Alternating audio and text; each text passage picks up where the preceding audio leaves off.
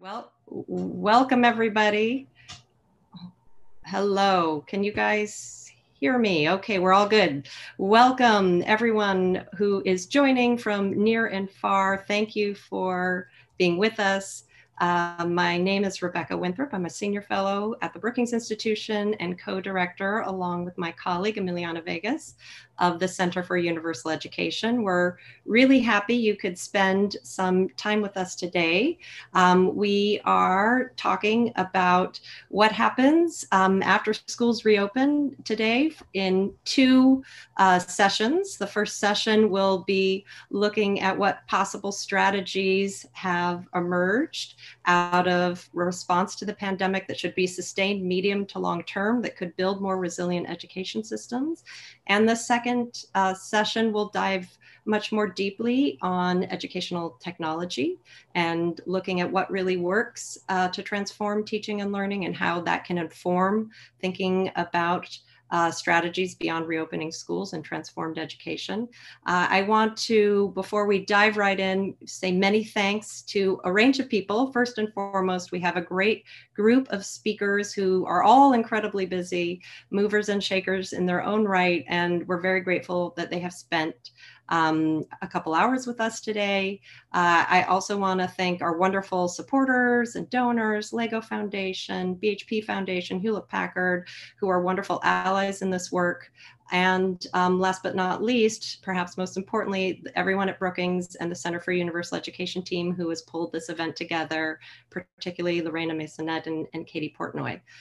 If you are of the tweeting kind or on social media, please do share and send your questions in today at #transformingedu. We'll be taking questions by Twitter, or if you prefer to email questions, because they're much longer and more complex than what Twitter allows, perhaps, you can email them in at events@brookings.edu. And we have gotten a number of questions, which is great. And we're not probably going to be able to get to all of them today. So we will do a Twitter Q&A tomorrow morning at 9 a.m. to continue the discussion. So please feel free to continue tweeting as the event goes along. So our topic today is one that's really important, especially on the eve of the UN General Assembly meeting, on the eve of, in many countries around the world, schools reopening and hard choices and big debates being had around how and when and if, and some schools have opened and re-shut down in some places. So we wanted to lift up a little bit in this session and think sort of medium to long term. And I can think of no better person to kick us off with that than former Prime Minister of Greece, George Papandreou, who not only being prime minister, but near and dear to our hearts, is also former minister of education, thinks a lot about education, takes the long view, and in the green room on Zoom when we were chatting, he had Mount Olympus behind him, and he always is insightful and helps us sort of think through the day-to-day difficulties to try to see where there could be positive direction and outcomes. So I'm very grateful, Mr. Prime Minister, for you to join us, and I am going to turn this over to you to kick us off. There you are. Okay, is that better? Very good. Perfect. Well, thank you very much, Rebecca, and I hope to be able to contribute. And if you hear any funny noises, maybe it's one of the gods from Mount Olympus visiting our webinar here. I'll start with three questions. Do we need a leapfrog moment? The other one is this a leapfrog moment which we're living? And the third is, how do we turn it into a transformative moment for education? On the first, is it necessary to have a leapfrog moment? And I would say that because of what the pandemic has actually highlighted, revealed as problems in our society, it is a necessary change that we have in front of us. Inequities in health and education, wealth and technology, the class and race issue has been highlighted, the inequalities. Frontline heroism, we have undervalued frontline workers.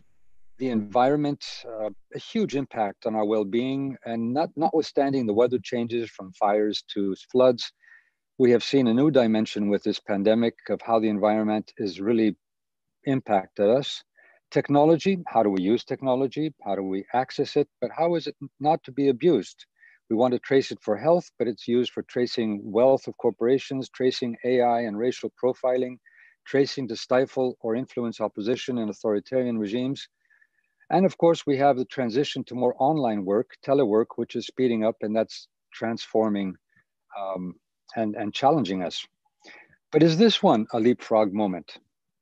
I would say yes, because this is the first time in human history that we all have immediate and similar experiences, live, synchronous. We are all able to partake in these experiences globally. Our emotions, tears, laughter, empathy, singing, fear, they're shared. So we're witnessing a fountain of volunteerism and newfound sense of community. Theoretically, this is the moment where leaders can tap into the well of empathy and solidarity, but also leverage this new awareness of societal problems and highlight the need to work cooperatively, locally, and globally for deep transformation. But the third question is where I want to put my emphasis. How do we turn it into a transformative moment for education? So leaders are challenged today. People have a deep sense of insecurity and uncertainty about how the world will be shaped. So what are the possible leadership responses towards this feeling of uncertainty? Let me describe in, I would say, almost simplistic terms, what I see as three basic leadership responses which are relevant to education also. A first response is rather than tackle and solve problems, you actually feed the fear and uncertainty. This bolsters people's dependency on you as a leader. You find enemies, scapegoats, divide society, polarize, but keep your support base energized, united, and even fanaticized. I don't need to analyze this type of leadership in depth. I believe we all are cognizant of this type of leadership today in many parts of the world. Leaders transform everything into a controversial battle, whether it's wearing a mask, testing vaccines, or opening schools. But what's its effect? What does this type of leadership, how does it affect transformation? Well, in fact, this type of leadership denies, it negates the possibility, the capacity of societies to transform themselves. A second type of response, I would call it a more mainstream response, is as society faces uncertainty, you feel the pressure to go back to normal. So what do many leaders do? The knee-jerk reaction is to try to create a sense of normalcy. This, in many ways, reproduces the existing system without major changes, or could even mean backsliding on existing good practices. So education ministers have and will be consumed by the issues of opening of schools, mask wearing, rescheduling, chair arrangements, online access, how students will be graded or evaluated.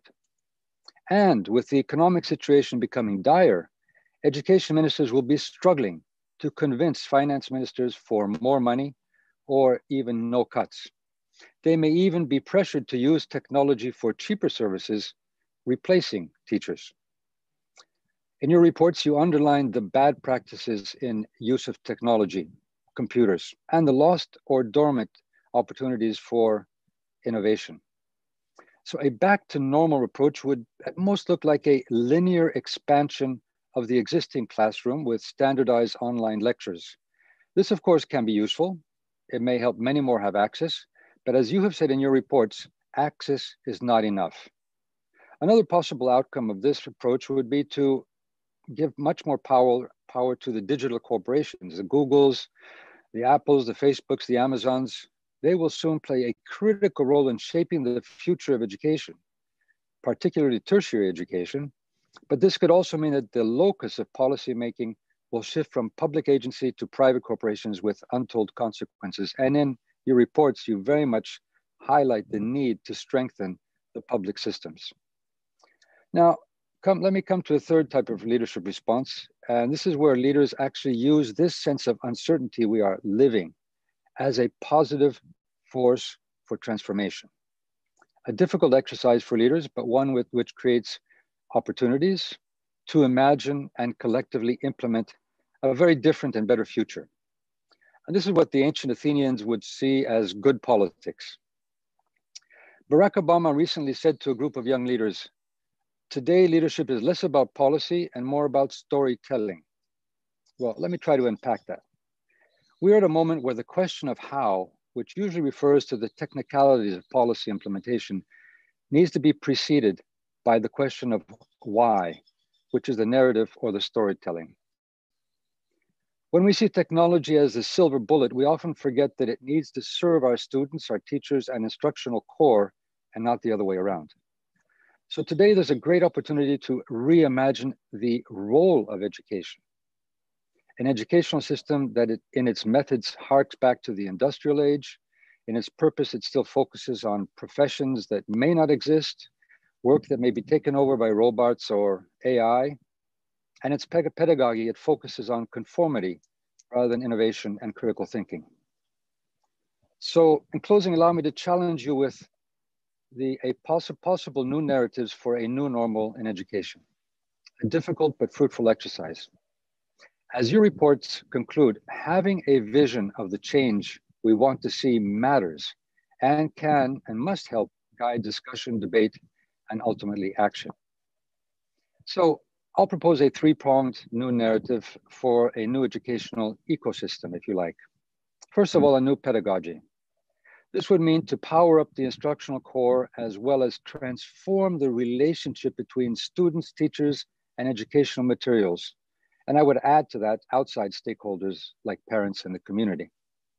New forms of educational experience, delivery, pedagogy, use of digital, gamification of education, games. I'd like to remind many that the word school comes from the ancient Greek meaning leisure or fun, maybe games. So education should be seen in a new light. A new role of teachers in their content delivery. They are more as guides and mentors rather than delivery only, even personalized mentors for students on their path of learning. Students as active participants and not passive consumers of information.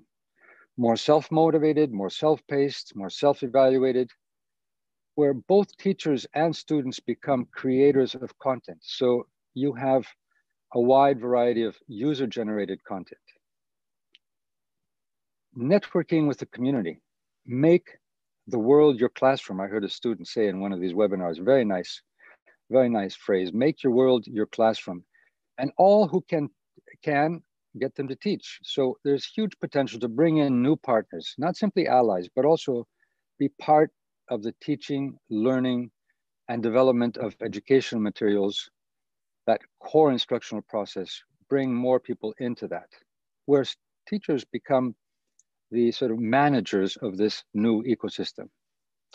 So you can get the best of content, but also have a very different role for the teachers. A second point in this narrative would be making education as a source for adaptation and resilience for our societies. So, for example, how do we respond to pandemics? How do we become resilient to these types of new challenges? How do we train skills for the unexpected black swans? How do we change the curricula and the pedagogy to deal with new and uncertain challenges, such as the climate crisis? What are the type of new skills for our collective health and well-being, our food habits, our relation to the environment? How do we work in an interdependent world? The refugee crisis, diversity and adversity, global citizenship. Finally, why not look at a narrative and really upend the whole way we look at education? See education as the center of transformation for our society. Well-being has become a central concern for all.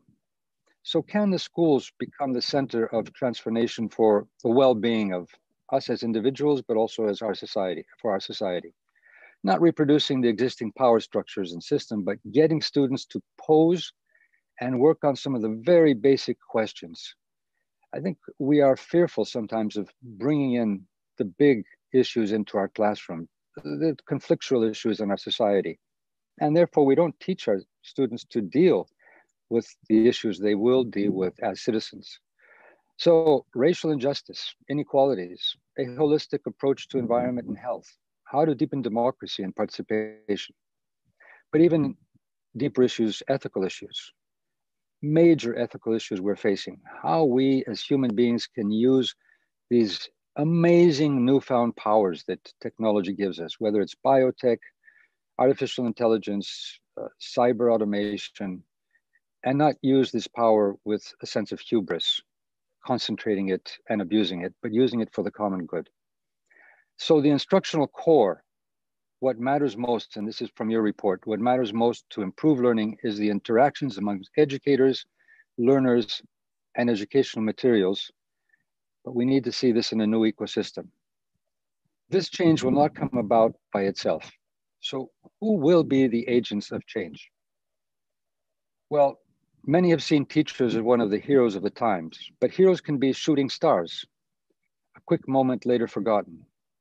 So in an ideal world, I would say that the teachers should be the drivers of this new ecosystem. They should be empowered, trained, supported to be the leaders of change in creating this new ecosystem. However, we're not in an ideal world. And these changes are also linked with wider societal changes, political issues. So action needs to come from a multiple source of stakeholders, new and old allies, through informed debate, which creates the space and the security for imagining and using the best of ideas and practices in making this a leapfrog moment and transforming our educational system for the better. Thank you, Rebecca. Thank you so much, Mr. Prime Minister. I couldn't have touched on the key highlights of our report, which is the frame for this session better myself. For those of you who don't know, the report is up on our website and it's called Beyond Reopening School, How Education Can Emerge Stronger Than Before COVID-19. And I think our fundamental insight is that there never has been a moment in time when the real desires and hunger for education that the most marginalized families feel around the world, thinking about my old past work working with refugee families who did everything to try to get their kids an education, married up with middle-class families around the world because school went away in a flash during the pandemic. So there is something about this moment where people around the world of multiple class levels, multiple geographies, all of a sudden realize that public education systems are the center, the spine of how we organize our lives, are the center of communities, both for learning and for social supports. So, you know, we're very eager to think about how can we capitalize on that. And I'm incredibly pleased to thank you, George, for your opening remarks and ask you to stay. I appreciate the time for the panel discussion and introduce our next, the rest of our panelists who have come up on the screen. We have Urvashi Sani, who is not only a non-resident scholar here with us at the center and former Echidna scholar, but the CEO and founder of the Study Hall Educational Foundation, coming to us from India. We have Kevin Watkins, CEO of Save the Children. We also have Minister David Senge, who I see on the line, but David, I do not see your video. Minister Senge is the Minister of Education of Sierra Leone and has just walked out of a meeting. With the thank you with the Vice President. So I'm going to kick off, Minister Senge, let you catch your breath, kick off and turn to Urvashi first. And the first question for all of you really is, you all are working on continuing education and from very different vantage points, from government, from grassroots, from big nonprofits, et cetera, from intergovernmental work that you do, George. Are there strategies that have emerged amid the pandemic that you think are actually helpful in the long term, that should be sustained? There are, of course, many strategies that we can't wait to get rid of. I have put a big sign on my office door saying, do not come in to my children who are still taking school from home. So I'm sure parents around the world can't wait for their kids to go back to school. But of the positive strategies that you think could help strengthen education, what might those be? Urvashi, why don't you kick off? Sure. Thanks very much. What we found during this time is that, if I can coin a word, the creativity quotient of everybody has kind of spiked. Teachers, parents, students. Then the relationship between teachers and parents has become really stronger. They clearly see this as a partnership. Then the digital divide has become very, very obvious, and there's a huge push to try and fix that. And that, now the government has understood it. The Prime Minister announced that we should have optic fibers as far into remote villages as we can. So there have emerged many, many practices which teachers want to hang on to, parents want to hang on to, students want to hang on to. For one, everyone has recognized the joys of technology, though this technology always existed, but they found different ways of using it, different ways of communicating. They found that their outreach has increased. They want to keep technology in terms of using it, but they want to keep it to do particular things. For one, they feel that there's an individual connect with students, so they want to document their practices. They've all got the joy of short videos, documenting it, using it repeatedly, because students can use it then to educate, to teach themselves. Then they've realized that keeping it helps them store it, helps them reuse it many times. They find that they want to keep the relationship that they've got with parents, and they want to use technology for that, and they've understood that it's really very valuable. Parents have understood it's very valuable, and they want to keep that partnership going. And then explain, Urvashi, could you explain to us how are they using the technology? What are you doing in your program? You said it was always there, but all of a sudden we're using it in new ways. Right. We could for one, people, they always had phones. They always had the ability to make videos. They always had ability to record themselves, right? There was always text messaging. Suddenly, they're using phones to make one-on-one connection with parents, especially in the moment. Teachers are sending short videos. Are using, yes, and students. So what has happened is education has moved outside school hours and outside school spaces into the community, into homes. Out of necessity, but it's been a good thing. So now they've started making very short videos to explain their concept, and they say, hey, this really works. And students have said, I feel the teacher's talking only to me, and they love it. Then they've started using text messages where, children don't have internet, and many of them don't. Then they've had to speak to parents to reach the students where there's one phone at home and many students, many children. And so they built a relationship with the parents, and parents have understood that teachers care. And so they have become more involved in their children's education. So I think the biggest win out of this is that teachers have learned to communicate differently. And they found that it is aiding their teaching. For a long time, we've been talking about using technology and that it helps you. Teachers weren't convinced because they just found it easier. You go into a classroom, you do your thing, you're fine. And now they realize, hey, wait a minute, this makes my task easier and I become more effective and my children gain more. And in fact, they think learning outcomes are going to rise because of this. That's a really interesting point. I want to pick up on that and turn to you, Minister Senge, next. In our report, Beyond Reopening Schools, it's very, very early days. It's hard to see what fast and hard evidence exists, but there certainly is emerging cases and anecdotal evidence along the lines of what Urvashi just said, that we have seen from Botswana to the US to India, where education leaders, teachers, administrators are engaging with parents in a new way and being quite surprised, actually, at the ability using low-tech phones, voice messages, flip phones, WhatsApp messages, nothing fancy, at how much parents, particularly busy working class parents, low-income parents who maybe didn't have modalities to engage with their kids' education before, are really stepping up to the plate.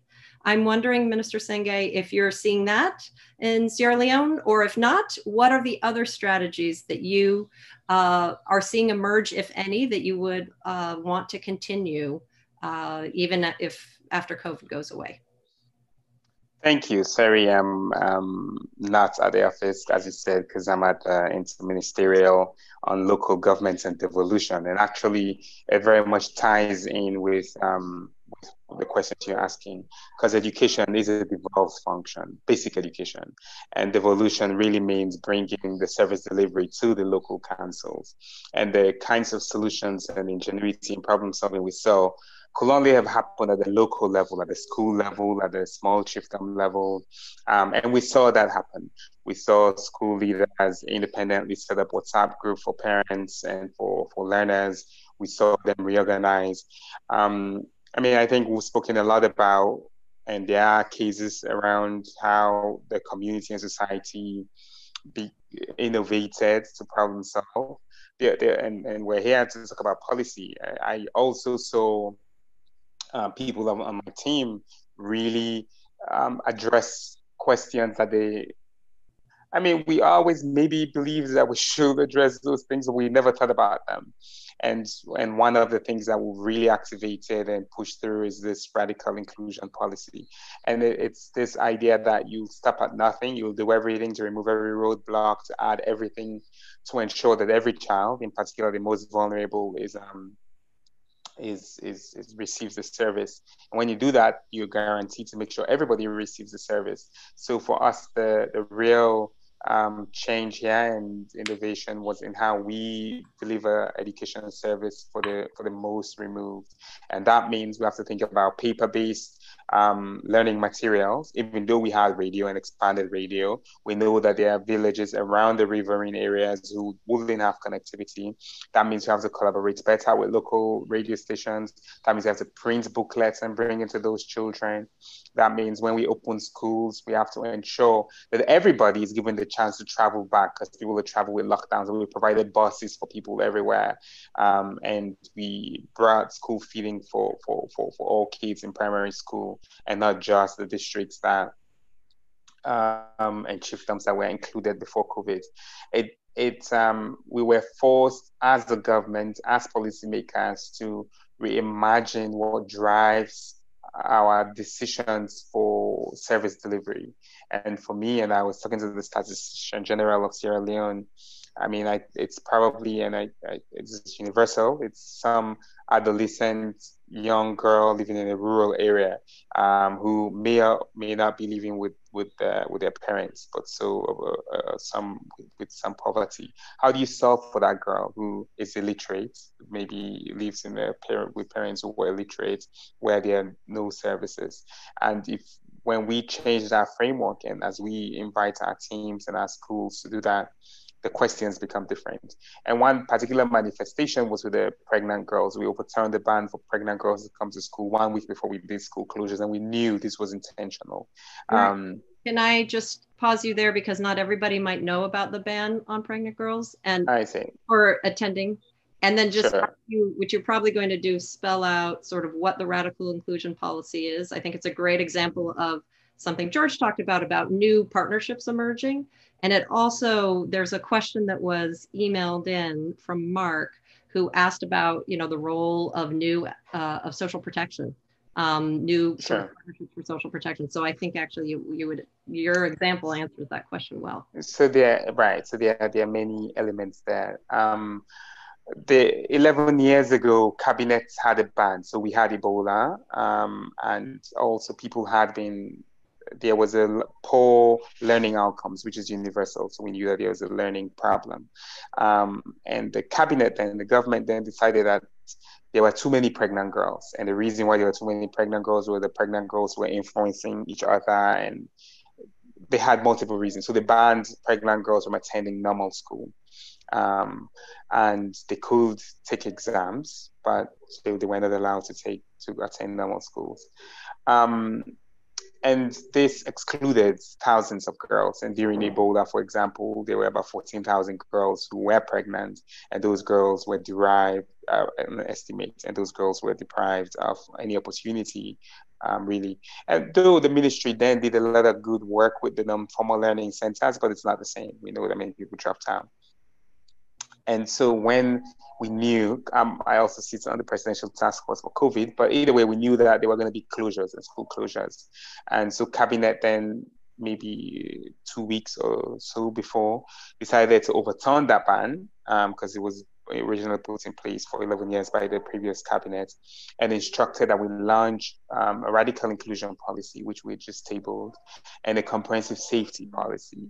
And between radical inclusion and comprehensive safety, it really is to ensure that the well-being of children, particularly girls in rural areas, the well-being of children, people with disabilities, people with learning and cognitive and physical challenge differences, people in rural and urban areas, people who can afford and couldn't afford things.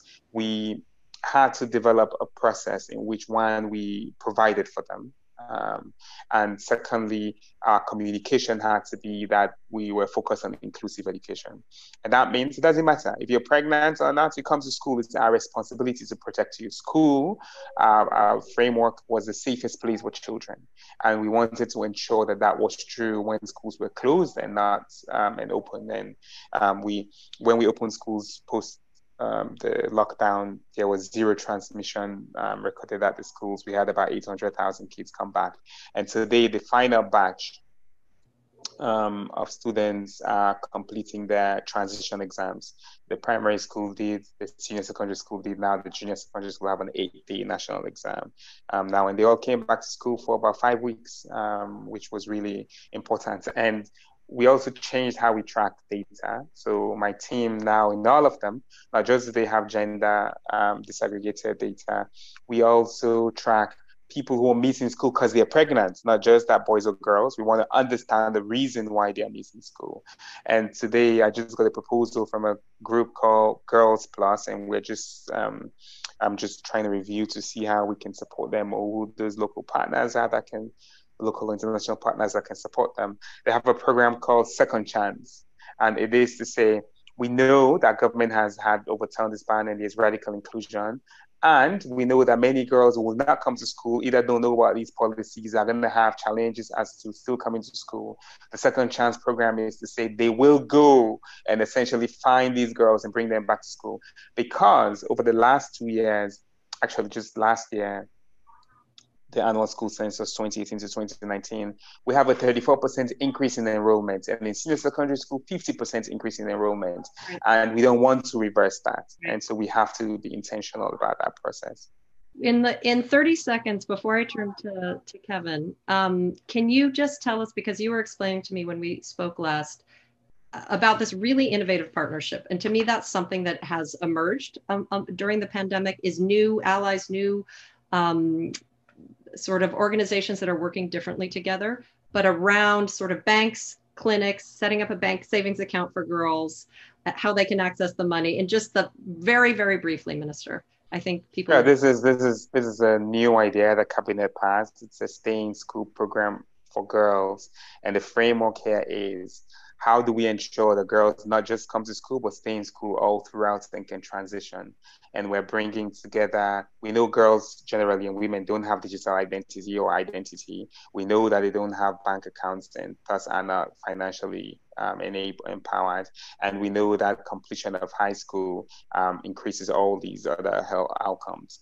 And we're looking to see how we can bring together the banks and the National Civil Registration and Ministry of Health to really ensure that when children and girls in particular access health that they are entitled to, that they don't know of or take advantage of, that we can give them incentives for them to pay for things that every adolescent girls need to pay for, that often they are at risk of being used when they don't have those resources. But most importantly, use this process that for every year they stay in school, have a savings account that grows such that by the time they transition out of school, they can either go to higher technical institution, or they can be an entrepreneur, or they can do something that's about their independence. And we're just about to start putting those in place. So anybody who is excited to think about that, ping us. Mm-hmm. It's a great example. Kevin, I want to turn to you next. And Minister Senge brought up this issue. So I'm going to add, you now have two questions. One is, what is the first question that has, about the strategies that might have emerged in Save the Children, your programs around the world that you would argue should be continued. But also, Minister Senge brought up the point that access had really increased in Sierra Leone exponentially. It sounds like, and he's really worried about that being reversed. And so the second question to add for all of you is not only what are the strategies, but how should the solution set today, 20 years after the Millennium Development Goals, where the world really focused in the MDGs and education on access to primary education, and rich countries supporting poor countries to do that. And we've evolved. And now we have the Sustainable Development Goals that A, are global, but B, most importantly, really puts learning at the center and lifelong learning at the center. So how can we learn from our past mistakes, perhaps, or whatever lessons we can garner over the last 20 years, so we don't, as George said, just revert back to normal and go straight back to an access agenda? How could the solutions look different this time, even in the face of an emerging access problem? Thank you, Rebecca. And Rebecca, if I could, before I answer the questions directly, I just wanted to say how important I think these reports are and how important George's opening remarks are. When I was preparing for this, I actually came across something I'd read years ago by someone called Horace Mann, who very few people have heard of. But you have, of course, I know. But Horace Mann was probably the first great education reformer in America. He created the Common School movement. And I read a pamphlet that he wrote where there's a lovely line in it, where this is in the 1840s, where he says, education above any other creation of policy is the single greatest equalizer of men. And if you adjust that for gender, I think it's such an insightful comment. And I think we're at a period now where if we don't do what you've set out in these reports and we don't follow the framework that George has set out, this is not returning to the status quo ante. This is returning to a period in which we will see a massive expansion of education inequalities, which will in turn drive wider inequalities in opportunity and set back whole nations. And I think what's so critical about this period is, first of all, the lockdown has been happening during a period of surging child poverty. And I think we can anticipate the risk of at least 20 million additional children dropping out of school as a result of the pure poverty effects of this crisis. And of course, the children who are returning to school have lost 6 months or more of education. And, we know from evidence in the US and the UK that it's the poorest children who will have fallen furthest behind. And they'll be returning to schools that were already failing them. And so I think the critical requirement for closing the equity gap as we go back to school is deploying these technologies in the way that you've set out. Now, the danger is, in my day job, I get inundated with people who have discovered the app that is going to end global illiteracy and is going to equalize opportunity around the world. And if I got $10 for every one of those apps that's going to save the world, save the children, would be in a much better financial position than it's in. But the truth is, as you set out in this report, that unless you establish the school in the way that David has set out as well, as a center of community learning, unless you create the institutions in which these technologies can be applied by properly trained teachers, properly supported teachers, by parents, by other children in the community, they won't deliver the results, and in fact may well exacerbate inequalities. And the thing that we've noticed in Save the Children, where we're very actively engaged in large-scale distance learning program, radio, digital programming, mobile programming, they work best, not because of the app, not because of the technology in the app, but because they're harnessed to a teacher, to a community that is supporting the school, and so on. And so I think it's really so critical that, I would say the reports that you've produced, Rebecca and Emiliana, should be mandatory reading, not just for every education minister, but for every prime minister and every finance minister, because this is really about the future of nations and our future prospects for building societies that are more equal by ensuring that groups that currently don't have access to these technologies get access to them and the benefits they can bring. Great, thank you. Well, of course, I love that idea. Everybody read the reports, mandatory reading by the person who's in charge of all the world's finance ministers. I'm not sure who that would be. But I'm wondering actually, George, if to turn to you, if you could pick up on Kevin's point, because he has a point about narrative, I believe. And I'm wondering if that is part of what you might think when you talk about leadership. And this idea of not going back to normal, or what have we learned over the last 20 years? There is a massive,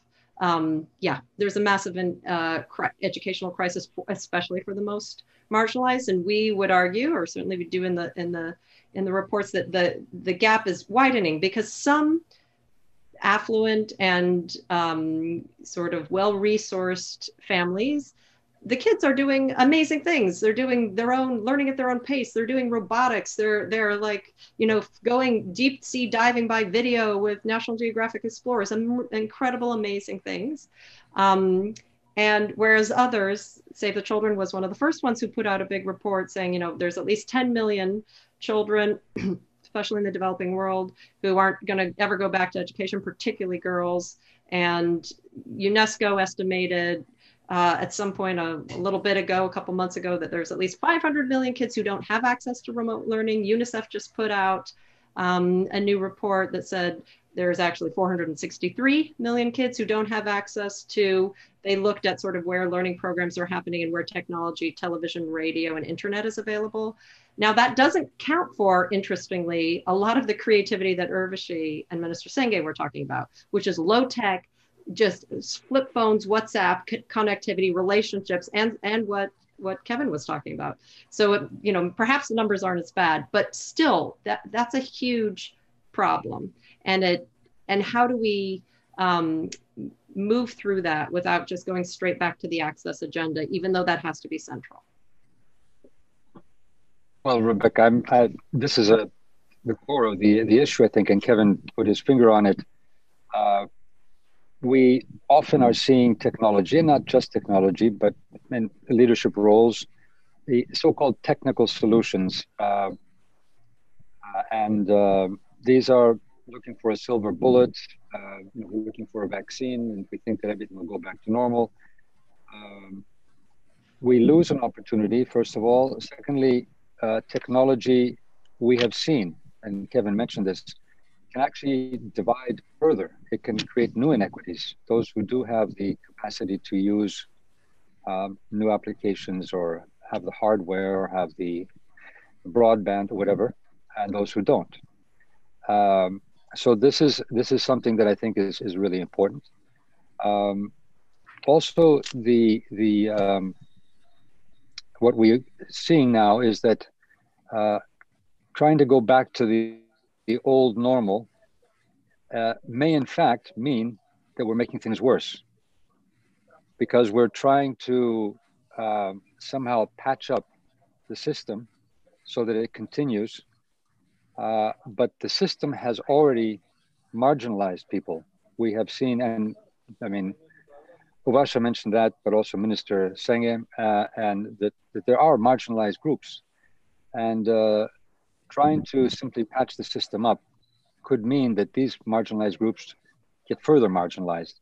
So the question of not just the narrative, but what are our goals, and how policy therefore respects these goals, or follows these goals, is really the issue. So the idea of, on the one hand, radical inclusion, I like that. It's a very nice point. So that as a policy. So you have to say, how does technology make sure that we do include, and not just say, okay, technology is going to solve it. No, technology will not solve it if we don't have people using it, and policy and ministries and governments saying we use it in order to have radical inclusion, in order to deal with the marginalized groups. the more vulnerable or the less privileged. So we want to move from privilege to rights in many ways, that everybody has guaranteed rights in this educational system.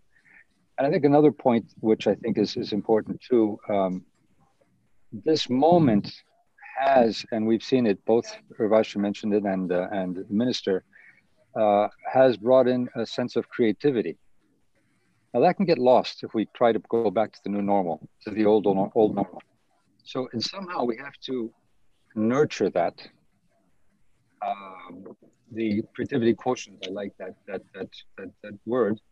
And it's not just innovation in technology, it's innovation in finding new partners, using community, working with parents, new sources of teaching and learning, new types of materials, new ways of building materials.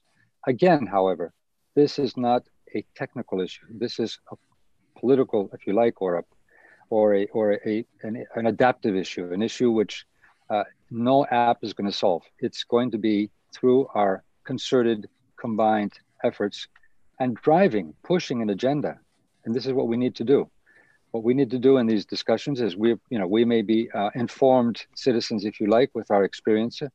How do we get these ideas, as Kevin said, these reports out into the public debate and public domain, so that we really, at least for leaders that want to, actually can use this and move forward. There are leaders that will not want to do it. And as I said earlier, there are leaders that try to create divisions to keep their standing strong, supposedly. But for those who do want to see change, I think we need to see how we can access them and convince in policy changes. That's great. In this direction. Kevin, I want to come back to you just on that, because where George ended there was really talking about a campaign, and could be interpreted as talking about a campaign. He's talking about pushing an agenda forward at the leadership level. And Save the Children has been one of the key organizations involved in a really big campaign called Save Our Future, which we're involved in too and very supportive of, which is really around organizations in the international development field coming together and thinking about how to make sure ministers of finance, head of state, prioritize education. And we've actually have two questions who asked the similar question, one from Isabel, one from Susan, and they both are asking, how can you make sure that governments prioritize education at this moment in time, amid all the competing agendas that governments are facing? And they're asking particularly about, funding resources. And I know that's a big part of the Save Our Future campaign. Do you want to talk just a little bit about that? What is the strategy behind the campaign? How do you think it will be possible to keep education prioritized for funding, or at least sustain budgets, maybe not increase, but sustain?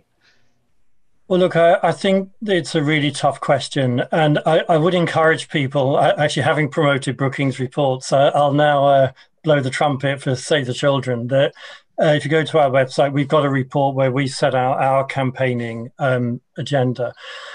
And I think, that there are opportunities and risks that we face. So the opportunity, and you said this right at the beginning, Rebecca, is that all of us, I think, understand the importance of communities and schools and teachers in a way that maybe we didn't, if we're honest, a year ago. I've had 6 months at home with my little guys, and we were both really relieved to see the back of each other as they went back to school. And, I certainly have a newfound admiration for teachers and an understanding that I didn't have before. And so, I think, this may be an opportunity to get education on the agenda in a way that it should have been, but it hasn't been. I think on the other side, the great danger with COVID-19 is that policymakers around the world still predominantly see it as a public health crisis. And it is a public health crisis. But I think it's a public health crisis which could give rise to what is an unprecedented education emergency, setbacks in the educational progress of whole nations. And to address that, I think we need to do partly what we're doing in this meeting, which is talking about the costs and the consequences of inaction. And I hope someone's going to write up what George set out at the beginning, because I think he framed it brilliantly. But, we're in an environment where finance ministers, especially in low-income countries, have seen the floor drop out of their budgets. The combination of a collapse in revenue, reduced growth, cut off in remittances. And let's be honest, the international response on education has not been great. And I'm talking about the major multilateral institutions here. One of the things we've argued for in Save the Children, especially for low-income countries, is that there are many countries that are facing very steep debt repayment obligations, especially for private sovereign creditor debt, around 40 billion actually in the next financial year. Now, surely this is an opportunity to say there's a choice here. Do you put first the claims of private creditors, or do you put first the rights of children to investment in education? We would like to see part of that debt redirected into investment in children, including education. We have to build the political momentum for that to happen. It's not going to be easy. I mean, George dealt with a debt crisis in Greece very directly. This is a debt crisis on a global scale in an area where we don't have a debt relief framework. But I think putting children first above the claims of creditors has to be one of the things we should be able to unite on. Great, thank you. I want to pick up on another thing, George, that you talked about, and in fact, all of you have talked about, which is technology. And we also have two questions from Anil and Ava asking about really how have you seen technology being the most useful at this current point in time, and what are the technologies you're finding most useful? Minister Senge, I'll start with you, and then Urvashi will finish off with you with the last word. David, thank you very much. Yes. I mean, I think in terms of one of the things that we've worked on is hybrid technology solutions. Luckily, whatever. I'm also the Chief Innovation Officer, and we have these hybrid technology solutions that we've been working on already. And so at the MBSSC, at Basic Education, we have a framework. Paper is also technology, so people often forget. So it's things that work online, offline, paper, mobile, web, virtual, in-person, a combination. And the biggest outreach, obviously, is radio. And one of the things we've done is to expand on radio, and we had, with Teaching Service Commission, new curriculum content. And when people think about radio programming and radio teaching, originally was different. So it's not just the technology to transmit, but it's the technology to record and interact. That's also been very useful. So for me, really, now the key is how do we use radio, and which is back to your point, to support continuous learning and professional development, even when schools return to normal. We don't just have to imagine that. Is that something you're pondering and thinking about? Absolutely, no, it's something we're doing. It's something we're going to do. So tell us a little bit about what you're planning on doing, or doing now and planning on continuing. Two things. One, well, with radio, we really went to the core of for the last month, we focused on basic education because they had this exam to the junior secondary school. And we added things like music and meditation that nobody imagined that the kids don't do in their normal class. Interactive radio. The radio teaching, they don't have. Many of them don't have music and meditation in their normal life, and we added that. And two things we're doing. One is continuous professional development. We're developing content now, and it's already running. So with British Council, we have English continuous professional development, which is running every week. And TSC has been charged to come up with new COPD work to roll out. And we're working with UNICEF on that as well. And so we provide a radio and the radio with USB to teachers. And so you can do both complementary USB and radio. And for schools, we're looking to see how we can augment. And back with teachers, we can't provide French teachers or language teachers to everybody. And the question is, and it's one that my team is thinking about, can we have a really fantastic French curriculum or Arabic curriculum or some entrepreneurship curriculum that everybody who is in JSS, all JSS kids, they each have a radio. I have 11,000 radios. They all listen to it once a week. These are some of the questions we're thinking about. That's wonderful. Thank you. And I should note, Urvashi, before I turn to you, that on Kevin's point about maintaining budgets, I'm skipping here, but Sierra Leone, I was incredibly impressed that it has maintained and increased its budget to education. One of the few countries that I think has done that. And That's I think in large part to the advocacy of you, Minister Senge. Urvashi, final word. Tell us about your thoughts around technology and how, particularly offline, how it can work in the remotest parts of the world. Yeah, what I find that, and the things that it's actually, technology has provided such a huge opportunity that it's shown us ways of increasing our outreach into remote villages. We started schools, as you mentioned, that these will be the hubs. And we built an army of volunteers, really. Very low paid, but volunteers with smartphones, which we provided, and small, simple laptops with an internet connection. And what they've done, even during this time, is set up little community centers where they're teaching 12 children. And they're in touch with the school that is providing the content, which is providing training, and they are facilitating, and they are lending their own creativity to make more stuff themselves. What it's done is, where we had about 1,700 children in part of our community centers, we already had those, but we weren't using technology like this. Now it has tripled, and we are planning, and it's reduced our cost. So in terms of the budget, by the way, India has also promised to raise it from 3.4% to 6% of the GDP, but it's been promising this for a while. So we have to wait for it to happen. So we are another country that's doing this. But we intend to continue, and what I think is going to be very useful going forward is low tech, no apps, Kevin.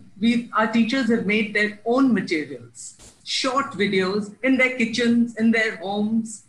Our students have made videos that they have been sharing with each other. And when I'm talking about these volunteers, who are they? These are our alum. These are people in the community who are educated but want to do this. And in their own verandas, in their own terraces, they have been calling, and small centers, 12 children, 15 children, but many of them.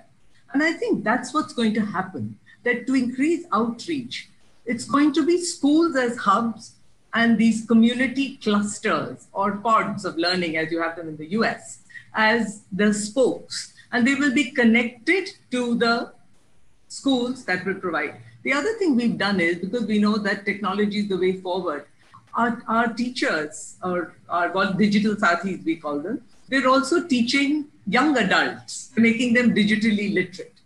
Or the other thing that's happening is that because children are learning on these little phones and they're learning at home, parents have become very interested. So it's another way of doing adult literacy. It's giving us that idea. And then so in some ways you're talking about, one sort of innovation with multiple benefits. And I think I'm hearing you right. Low cost. And low cost. The other thing, I just wanted to add this, Rebecca, in terms of inclusion, what it's done is, it is managing to span distances. So now when we have a webinar, and people who have videos, we are able to get children from villages, children from low-cost home, children from middle-class home, all on the same page. And everybody is beginning to share their views. And I can't tell you how that has helped empathy. Then teachers have got a greater insight into parents' homes, and parents are looking at teachers as human beings also with their own challenging. So it's humanizing people. So Thank you, Urvashi. That's an incredible Facebook. This is an incredible example of leapfrogging as we speak amid crisis. And as if I'm hearing you right, you're saying we should sustain this anyways, because even before the pandemic, there were lots of kids who weren't included. So thank you for that. It sounds like a great innovation.